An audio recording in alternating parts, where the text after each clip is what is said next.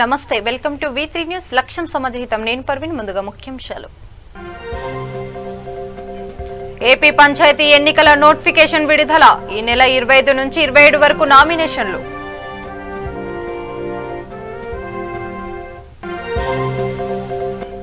అచ్చెన్నాయుడు కొల్లు రవీంద్రపై తప్పుడు కేసులు పెట్టారు డీజీపీ లా అండ్ ఆర్డర్ ఇలాగే నిర్వహిస్తారా అని బాబు ఫైర్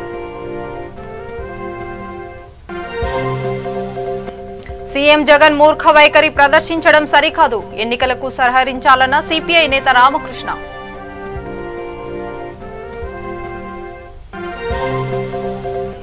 విశాఖలో ఘనంగా శ్రీరామ జన్మభూమి శోభయాత్ర శ్రీరామ నామస్మరణతో బీజేపీ నేతలు ప్రత్యేక పూజలు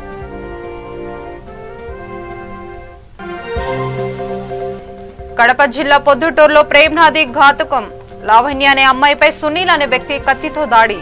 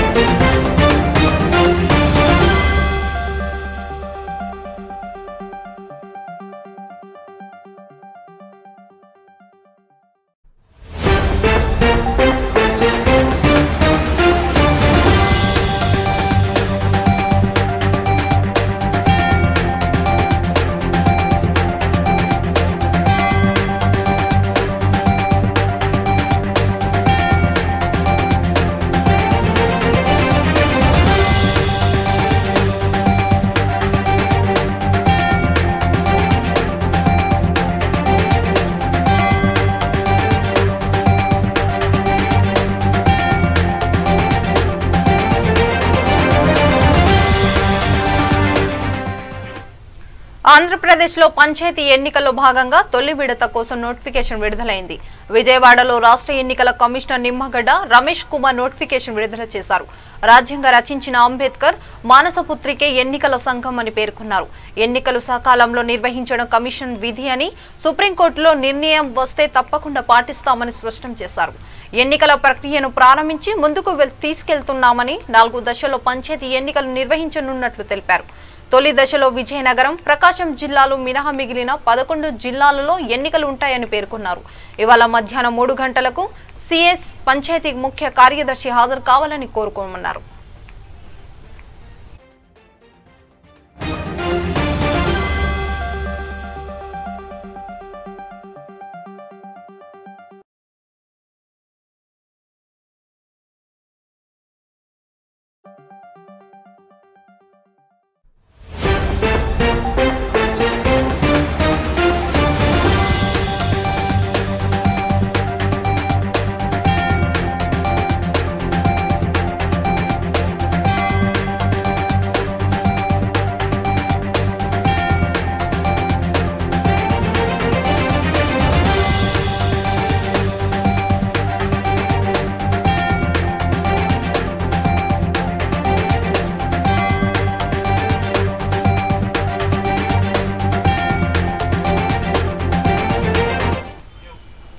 మొదటి దశ ఎన్నికల ప్రక్రియ ఇవాళ ప్రారంభం కానుంది. ఫిబ్రవరి 5న సర్పంచ్, ఉప సర్పంచ్ ఎన్నికలతో ముగియనుంది. 23న నోటిఫికేషన్లు జారీ కాగా ఈ నెల 25 నుంచి 27వ తేదీ వరకు అభ్యర్థుల నుంచి నామినేషన్ల స్వీకరించనున్నారు. 28 నామినేషన్ల పరిశీలన, 29 నామినేషన్లపై వచ్చిన అభ్యంతరాల పరిశీలన, 30న ఈ అభ్యంతరాలపై తుది నిర్ణయం, 31వ నామినేషన్ల ఉపసంహరణకు తుది గడువు.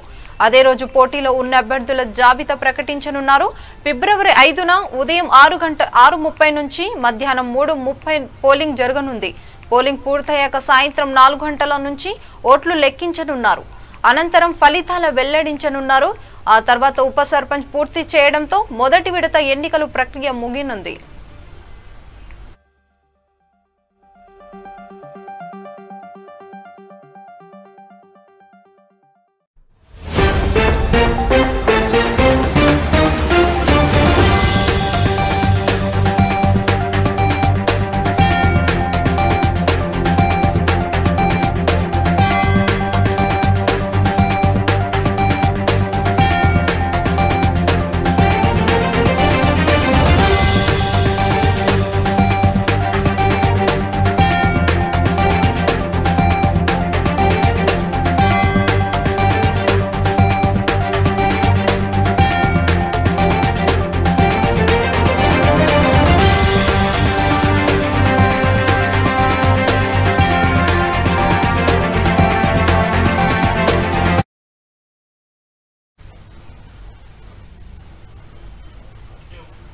డీటెయిల్స్ చూద్దాం.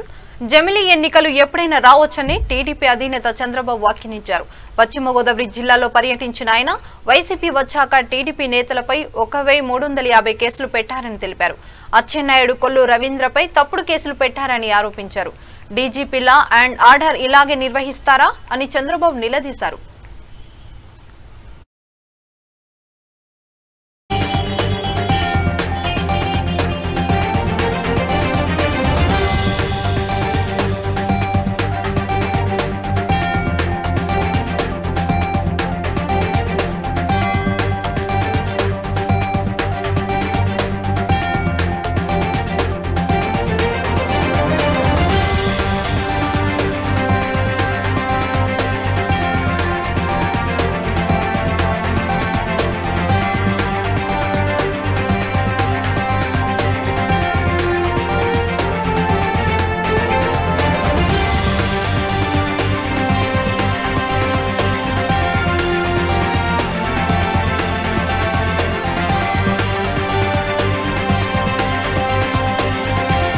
చూశారు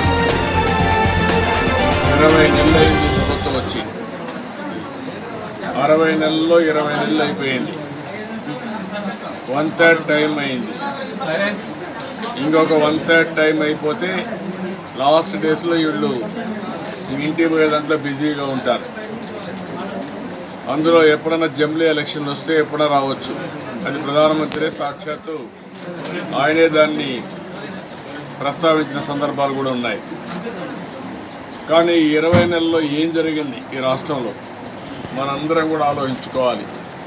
ప్రజలందరూ ఆలోచించుకోవాలి. ప్రజా సంక్షేమం కానీ అభివృద్ధి కానీ గాలి వదిలిపెట్టారు. రాజకీయ పార్టీలపైన దాడులు వీళ్ళు వచ్చినప్పటి నుంచి తెలుగుదేశం పార్టీ పైన 1350 దాడులు జరిగాయి. 16 మంది నాయకుల్ని పొట్టన పెట్టుకున్నారు. ప్రతి ఒక్క రోజు ఏదో ఒక ఊర్లో ఏదో ఒక తప్పుడు కేసు వణికిపోతే ఆ రోజు ఎన్నికలు వద్దంటే ఆయన తీసేసే వరకు పోయారు. ఇది తప్పని సుప్రీంకోర్టు వాతలు పెట్టిన తర్వాత మళ్ళా అతను ఛార్జ్ తీసుకునే పరిస్థితికి వచ్చాడు. ఈరోజు కరోనా తగ్గిపోయే సమయంలో ప్రజాస్వామ్య పునరుద్ధరణ కోసం ఎన్నికలు పెడతానంటే మళ్ళా విమర్శిస్తున్నారు. పెట్టకూడదని కోర్టుకు పోయారు.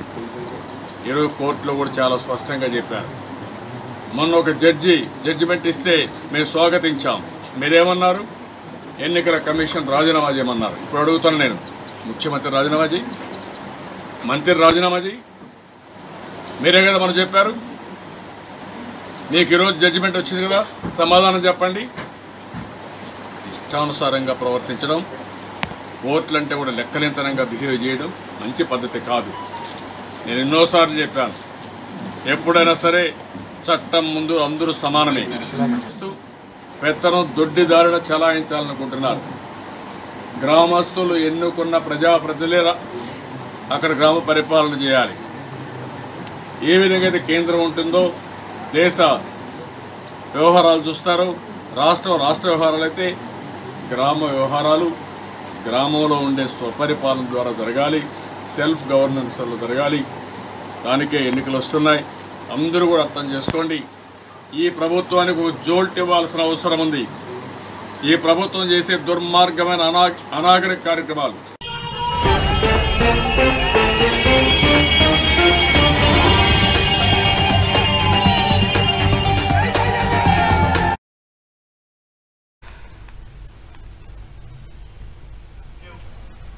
వైసీపీ ప్రభుత్వంపై టీడీపీ ఎమ్మెల్యే గోరంట్ల బుచ్చయ్య చౌదరి ఆగ్రహం వ్యక్తం చేశారు. నన్ను పెంచితే నిన్ను ముంచుతానే మాటని వైసీపీ నిజం చేస్తుందన్నారు. సీఎం జగన్ కు ఓట్లు వేసి గెలిపించినందుకు ప్రజలను నట్టెంట్లో ముంచుతున్నారని మండిపడ్డారు. ప్రశ్నించిన వారిపై మా రాజ్యం మా ఇష్టం అన్నట్లుగా వైసీపీ నేతలు వ్యవహరిస్తున్నారని గోరంట్ల బుచ్చయ్య చౌదరి మండిపడ్డారు.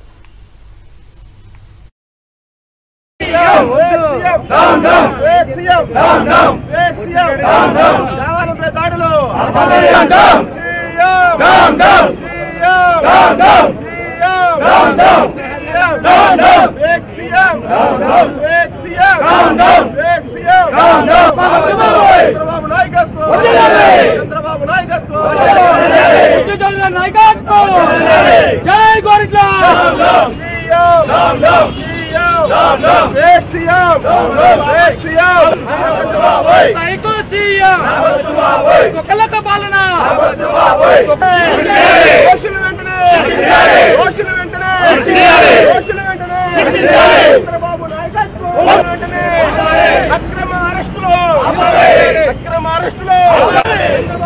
పూర్తికి విఘాతం కలుగుతా ఉంది. రాజ్యాంగ వ్యతిరేకంగా అక్రమ అరెస్టులు చేసి తప్పుడు సెక్షన్లు వేసి జైళ్లకు పంపిస్తా ఉన్నారు. మేము చెబుతా ఉన్నాం, ఇది ఆరంభం మాత్రమే. జైళ్లను నింపేస్తాం.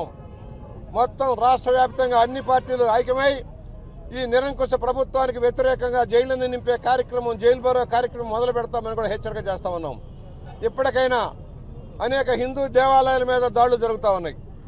పిఠాపురం మొదలుపెట్టి రామతీర్థం వరకు అనేక సంఘటనలు జరిగినాయి. ఒక్కదాని మీద కూడా సరైన చర్యలు లేదు. దోషుల్ని పట్టుకోవడం చేతగాని అసమర్థ విధానం వల్ల ఇవాళ ప్రతిపక్షం మీద నిందారోపణ మోరి మమ్మల్నే దోషులుగా నిలబెట్టడం కోసం జరుగుతున్న ప్రయత్నాలు మేము ఖండిస్తూ ఉన్నాం. సోషల్ మీడియా ఏదైతే ఉందో అది ప్రజా వాక్కు, ప్రజల యొక్క హక్కు. సుప్రీంకోర్టు చెప్పిన ఆ సెక్షన్లకు భిన్నంగా సోషల్ మీడియా పేరుతో అరెస్టులు చేసి జైళ్లకు పంపించే విధానాన్ని మేము ఖండిస్తూ ఉన్నాం. ఇది మీ ఆటలు సాగవసమా? డీజీపీ గారు ఇప్పటికే 2 సార్లు కోర్టు పోనెక్కారు. ఇవాళ రాష్ట్రంలో ఇదే పరిపాలన కొనసాగిస్తే హోమ్ సెక్రటరీ కానీ అదేవిధంగా డీజీపీ కానీ పోలీసు అధికారులంతా కూడా కోర్టు బోన్లెక్కి జైళ్లు అయ్యే పరిస్థితి, సస్పెన్షన్కి గురయ్యే పరిస్థితి వస్తుందని కూడా హెచ్చరిక చేస్తూ ఉన్నాం. ఇది మంచి పద్ధతి కాదు. ప్రజాస్వామ్యంలో హక్కులున్నాయి, అందరి హక్కులు కాపాడాలి.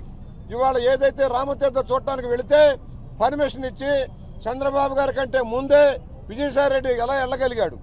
ఆయన వెళ్ళింది దేనికి?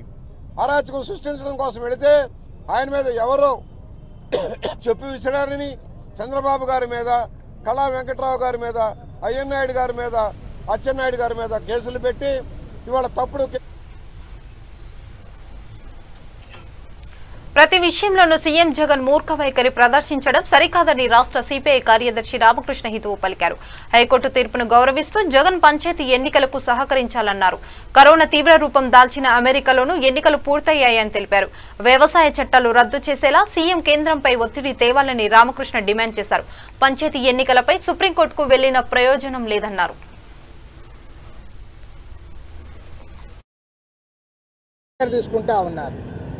మీరు ఆ రోజు సింగిల్ జడ్జి చెప్పారు, చెప్తానే బ్రహ్మాండం అన్నారు. ఇవాళ వారు ధర్మాసనం చెప్పిన తర్వాత కూడా వినకుండా ఎక్కడ నీవే చెప్పావు కరోనా లేదని. కొన్ని జిల్లాల్లో కరోనా కేసే రావడంలే. పైగా కరోనా కోసం ఎవరినైతే నీవు ఉద్యోగస్తులను టెంపరీగా తీసుకున్నావో వాళ్ళందరినీ కూడా తీసివేశావు. ఎందుకు తీసేసావు? కరోనా పోయిందని తీసేసావు. తర్వాత స్కూళ్ళు తెరిచావు, బార్లు తెరిచావు, బస్సులు తిరుగుతూ ఉన్నాయి, రైళ్లు తిరుగుతూ ఉన్నాయి, సినిమా హాళ్ళు తెరిచావు. ఏది ఆపావయ్యా? అన్నీ కూడా తెరిచావు. మళ్ళీ ఇప్పుడేదో కరోనా ఉందంటావు. పైగా వ్యాక్సిన్ అన్నావు. వ్యాక్సిన్ వద్దన్నామా? వ్యాక్సిన్ వచ్చిందే. కాబట్టి ఏమంటే ఒకటి అడిగితే ఇంకోటి చెప్తా ఉన్నాడు. కుంటి సాకులు తప్ప మరొకటి కానే కాదు. కాబట్టి మేము ప్రభుత్వాన్ని కోరేది ఒకటే, నువ్వు మూర్ఖంగా వ్యవహరించవద్దు. ప్రతి దాంట్లో మూర్ఖత్వమేనిది. అమరావతి రాజధాని విషయంలో నీ మూర్ఖత్వం బయటపడింది. ఎన్నికల కమిషన్ విషయంలో బయటపడింది. అదేవిధంగా శాసనమండలి రద్దు విషయంలో శాసనమండలి రద్దు అన్నావు కదా పెద్ద మనిషి. ఇవాళ మన ఎమ్మెల్సీలకు ఎందుకు ఇస్తా ఉన్నావు? నీ పార్టీ తరఫున పార్టీ మారిన వాళ్ళకి ఎందుకు టికెట్లు ఇస్తా ఉన్నావు? కాబట్టి ఏమంటే ఇవాళ రాష్ట్రంలో పిచ్చోని చేతిలో రాయి ఉంది, పిచ్చోని చేతిలో రాయి. కాబట్టి ఇవాళ తన ఇష్టానుసారం చేస్తూ ఉన్నాడు. హైకోర్టు స్పష్టంగా చెప్పింది ఎన్నికలు నిర్వహించమని. ఇక్కడే కాదు, భారతదేశంలో ఇప్పటికే అనేక రాష్ట్రాల్లో లోకల్ బాడీస్ ఎలక్షన్లు జరిగాయి. బీహార్ లాంటి రాష్ట్రంలో అసెంబ్లీ ఎన్నికలు జరిగాయి. మీకు తెలుసు, ప్రపంచంలోనే కరోనా మహమ్మారి అత్యధికంగా ప్రభావితం చేసింది అమెరికాలో. అలాంటి అమెరికాలో అత్యంత ప్రాధాన్యత కలిగిన రాష్ట్ర అధ్యక్ష పీఠం ఎన్నికలు కూడా అక్కడ జరిగాయి. ట్రంప్ దిగిపోయాడు, బైడెన్ గారు ప్రమాణ స్వీకారం కూడా చేశారు. మరి ఈయనకు మాత్రం మన ట్రంప్కు మాత్రం ఏమీ కనపడడంలే. మన ట్రంప్ అసలు పక్కకు చూడడంలే. కాబట్టి ఆ కేంద్రంలో నరేంద్ర మోడీ, ఇక్కడ ఈయన జగన్మోహన్ రెడ్డి ట్రంప్ మాదిరే ఉన్నారు. ఈ ట్రంపులు ఇద్దరికి కూడా, వీళ్ళకి కూడా, ఈ ట్రంపులకు కూడా. ఎందుకంటే నరేంద్ర మోడీ అయితే ఇంకా ఒక ఎక్కువ మళ్ళీ ట్రంప్ అధికారంలోకి వస్తాడని ముందుగానే ఆయన పిలుచుకొని వచ్చి మీటింగులు పెట్టినాయను. కాబట్టి ఏమంటే ఈ ఇద్దరు ట్రంపులకు కూడా తప్పకుండా ప్రజలు బుద్ధి చెప్తారు. ఇవాళ హైకోర్టు ఏదైతే ఇచ్చిందో దానికి గౌరవించాలి. సో అదేవిధంగా స్టేట్ ఎలక్షన్ కమిషన్కి రాష్ట్ర ప్రభుత్వం సహకరించాలి. చివరిగా నేను ఉద్యోగ సంఘాల వారికి కూడా విజ్ఞప్తి చేస్తూ ఉన్నా, మీరంటే మేము గౌరవిస్తాం, కానీ మీరేం చేస్తూ ఉన్నారు? ఎవరు అధికారంలో ఉంటే వాళ్ళకు వంత పడుతూ ఉన్నారు. చంద్రబాబు నాయుడు గారు ముఖ్యమంత్రి ఉన్నప్పుడు పెద్ద నిలువెత్తు దండలు వేశారు. ఓట్లే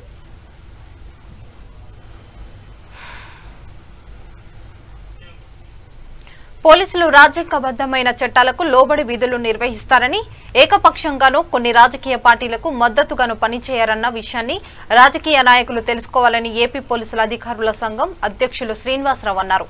విజయ్ కుమార్ ఆత్మహత్య కేసులో దర్యాప్తు జరుగుతుందని, ఇటువంటి సమయంలో పేకాట దాడుల నిర్వహణలో ఒత్తిడి తట్టుకోలేక ఆత్మహత్య చేసుకున్నారని అవాస్తవాలను ప్రచారం చేస్తూ కేసు దర్యాప్తును పక్కద్రోవ పట్టించేందుకు ప్రయత్నించడం విచారకరమన్నారు.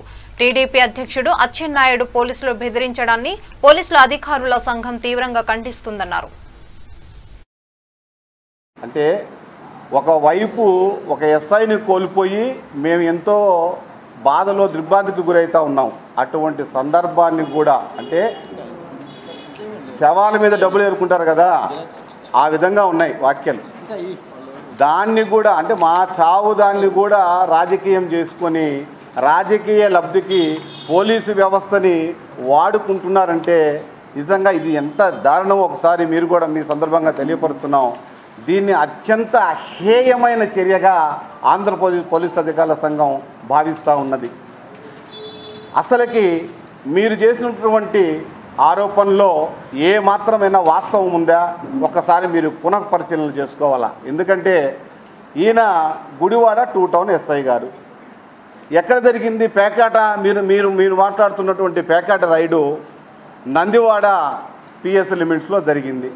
అక్కడున్న ఎస్ఈబి అధికారులు, నందివాడ అధికారులు, అక్కడ ఉన్నటువంటి ఆ సబ్ డివిజను సత్యానందంగా డిఎస్పి గారు వాళ్ళని ఆ పేకాట దాంట్లో ఎవరైతే ఆడుతున్నారో చట్ట వ్యతిరేకంగా వాళ్ళని అరెస్ట్ చేసి వాళ్ళ మీద చర్యలు తీసుకోవడం జరిగింది. కానీ మీరు ఆ మరణాన్ని కూడా రాజకీయంగా వాడుకొని అంటే ప్రజల్లో ఏం వెళ్ళిపోతుంది? ఇప్పుడు మేము నిజానాలు మేము చెప్తా ఉంటే మీరు చెప్పిందే ప్రజలకు చెప్తున్నట్టుగా అనిపిస్తుంది దీన్ని బట్టి. అందుకనే మీరు అవాస్తవాలు మాట్లాడుతున్నారా? హీరోయిజం అంటే పోలీసు వ్యవస్థ మీద అంటే లా అండ్ ఆర్డర్ మీద కూడా హీరోయిజం చేయాలనుకుంటున్నారా? ఈరోజు ఒకసారి మీరు పునఃపరిశీలన చేసుకోండి. మేము చెప్తున్నాం ఈరోజు మీరు హీరోలు పోలీస్ వ్యవస్థ మీద చేసి రాజకీయం చేసి మీరు ఏదైనా హీరోలు అవుతారనుకుంటున్నారో ఎప్పటికీ కాదు, మీరు జీరోలుగానే ఉంటారని చెప్పేసి పోలీస్ అధికారుల సంఘం తెలియపరుస్తూ ఉన్నాం. ఇంకొకటి, ఎక్స్ సీఎం గారు చంద్రబాబు నాయుడు గారు కూడా ఆయన సుదీర్ఘ అనుభవం ఉన్నటువంటి ఒక మహానాయకుడు. ఆ నాయకుడు కూడా ఈ విధంగా మాట్లాడుతూ ఉంటే ఇంకా కింద కార్యకర్తలు అక్కడ ఉన్నవాళ్ళు ఏం మాట్లాడతారో ఒకసారి మననం చేసుకోవాలని చెప్పి కూడా ఈ సందర్భంగా తెలియపరుస్తూ ఉన్నాను. అదేవిధంగా అచ్చెన్నాయుడు గారు ఆయన ఏమంటున్నారు, ఎంత దారుణంగా మాట్లాడుతున్నారంటే కానిస్టేబుల్ నుంచి డీజీపీ వరకు వదలరంట, రిటైర్డ్ అయినా కూడా వదలరంట. ఇది చూడండి ఎంత దారుణమో. అంటే ఒక ఎగ్జాంపుల్ చెప్తాను, ఒక మనిషి చచ్చిపోతే ఆ కేసు ఆబెట్టాడో ఏదో కొట్టేస్తారు పోలీసు పరంగా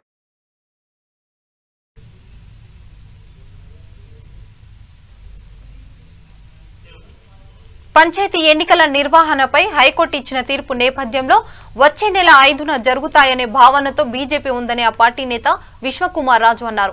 గతంలో ఎన్నికల నిర్వహణ సాధ్యం కాదని కోర్టుకు ప్రభుత్వం, ఎన్నికల కమిషనర్ కూడా వెళ్లడం జరిగిందన్నారు. అయితే తాజా పరిమాణాల నేపథ్యంలో ఎవరికీ ఇబ్బంది లేకుండా ఎన్నికలను నిర్వహించాలని కోర్టు తీర్పు ఇవ్వడం జరిగిందన్నారు.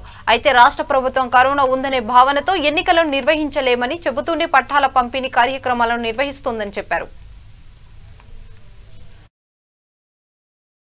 చెప్పడం జరిగింది. ఇప్పుడు కోర్టు ఆదేశాల ప్రకారము అట్లాగే ఎలక్షన్ కమిషనర్ గారు ప్రభుత్వంతో చర్చలు జరిపి వచ్చే నెల 5వ తారీఖు నుంచి మొదలుపెట్టి ఎవరికి ఇబ్బంది లేనటువంటి విధంగా ప్రభుత్వం కూడా చేస్తుంది అనే భావన ప్రజల్లో కూడా ఉంది. కాబట్టి తప్పనిసరిగా ఎలక్షన్స్ వచ్చే నెల 5 నుంచి ఒక పక్కన కరోనా లేదు అనే భావనతోటి పట్టాలు పంపిణీ కార్యక్రమం చేస్తారు, పెద్ద ఎత్తున కార్యక్రమాలు, పార్టీ కార్యక్రమాలు చేస్తారు. సో రాష్ట్ర ప్రభుత్వం మాట్లాడే దానిపైన పెద్దగా ప్రజలు అంత విశ్వాసం కోల్పోయింది రాష్ట్ర ప్రభుత్వం. కాబట్టి ఎలక్షన్స్ ఎప్పుడైనా పెట్టాలి. సో ఇప్పుడు హైకోర్టు కూడా ఏదైతే వ్యాక్సినేషన్కి ఇబ్బందులు. విశాఖలో బీజేపీ శ్రీరామ జన్మభూమి శోభయాత్రను వైభవంగా నిర్వహించారు. శ్రీరాముడికి నీరాంజనం పడుతూ బీజేపీ నేతలు శోభయాత్రను కన్నుల పండుగగా నిర్వహించారు. కోలాటాల నృత్యాలు నడుమన జరిగిన శోభయాత్రలో శ్రీరాముడి నామస్మరణతో బీజేపీ నేతలు రాముడికి ప్రత్యేక పూజలు చేశారు. ఈ కార్యక్రమంలో బీజేపీ రాష్ట్ర ఉపాధ్యక్షులు మాజీ ఎమ్మెల్యే విష్ణుకుమార్ రాజు పాల్గొన్నారు. రామ మందిరం నిర్మాణానికి ప్రాణత్యాగం కూడా చేశారని, వారి త్యాగ ఫలితం మోదీ సంకల్పనతో మందిరం నిర్మాణం జరుగుతోందని అన్నారు.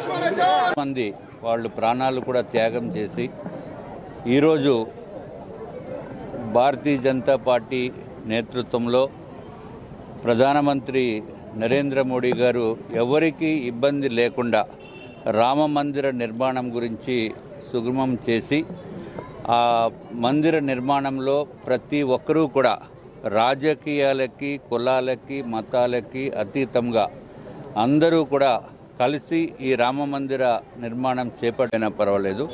సో మినిమం చేపట్టడం జరిగింది. అట్లాగే నార్త్ నియోజకవర్గంలో ఈరోజు మోకెన సత్యబాబు, మోకెన రాధా గారు, అట్లాగే సంఘ్ పెద్దలు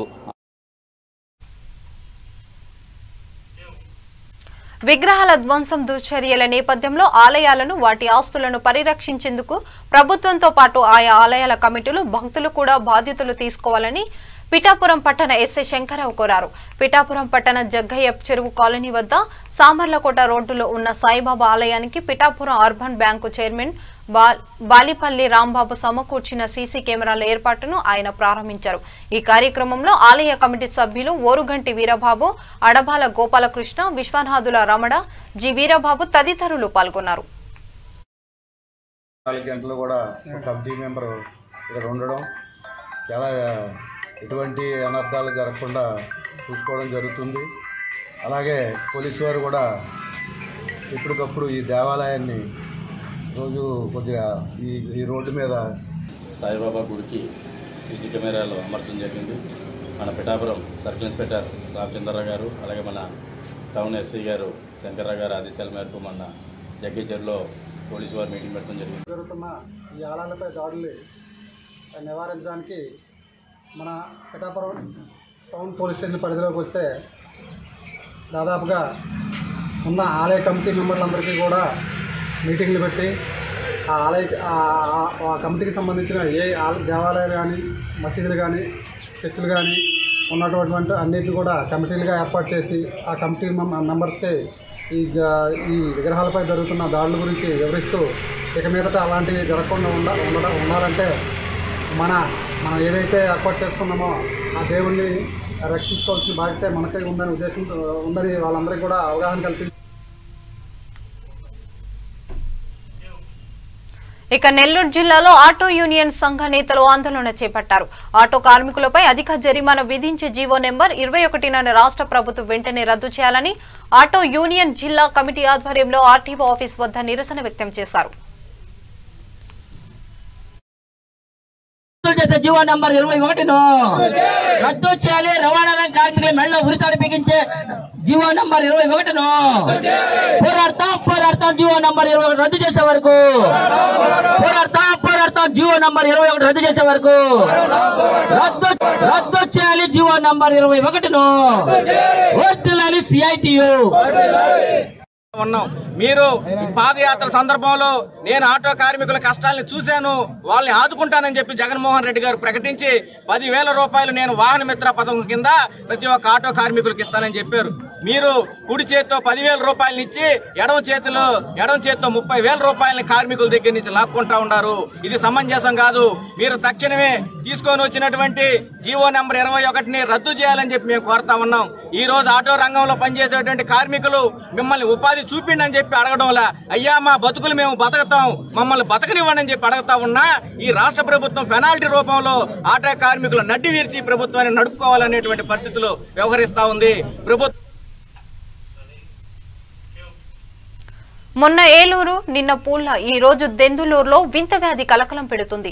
పశ్చిమ గోదావరి జిల్లా దెందులూరు మండలం కొమరపల్లిలో పలువురు ప్రజలు ఉన్నట్లుండి ఒక్కసారిగా పడిపోతున్నారు. దీంతో గ్రామంలోని ప్రజలు భయాందోళనకు గురవుతున్నారు.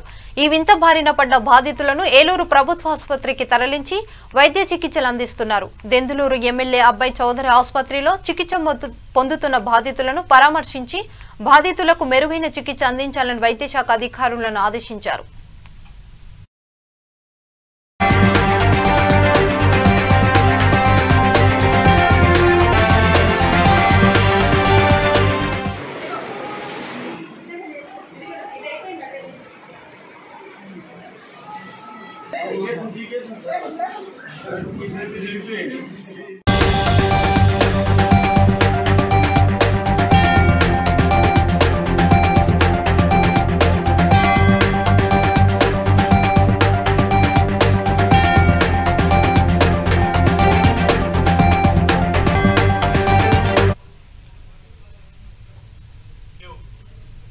ఇక కడప జిల్లాలోని పొద్దుటూరులో ప్రేమ్నాథి ఘాతుకానికి పాల్పడ్డారు.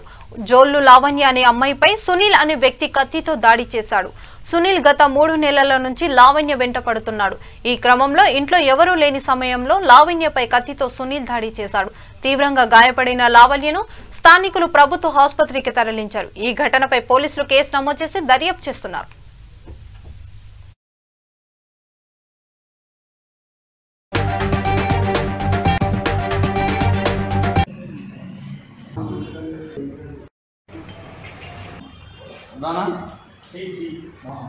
తడి పెట్టేసి గట్టి ఒత్తి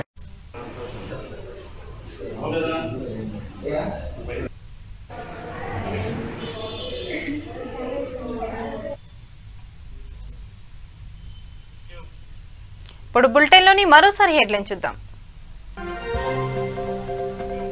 ఏపీ పంచాయతీ ఎన్నికల నోటిఫికేషన్ విడుదల. ఈ నెల 25 నుంచి 27 వరకు నామినేషన్లు.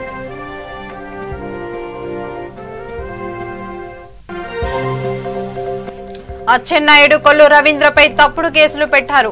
డీజీపీ లా అండ్ ఆర్డర్ ఇలాగే నిర్వహిస్తారా అని బాబు ఫైర్.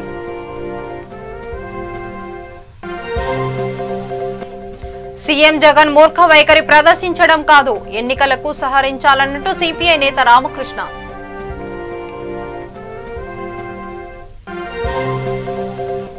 విశాఖలో ఘనంగా శ్రీరామ జన్మభూమి శోభయాత్ర. శ్రీరామ నామస్మరణతో బీజేపీ నేతలు ప్రత్యేక పూజలు.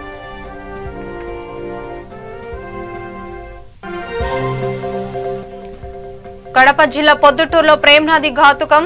లావణ్య అనే అమ్మాయిపై సునీల్ అనే వ్యక్తి కత్తితో దాడి.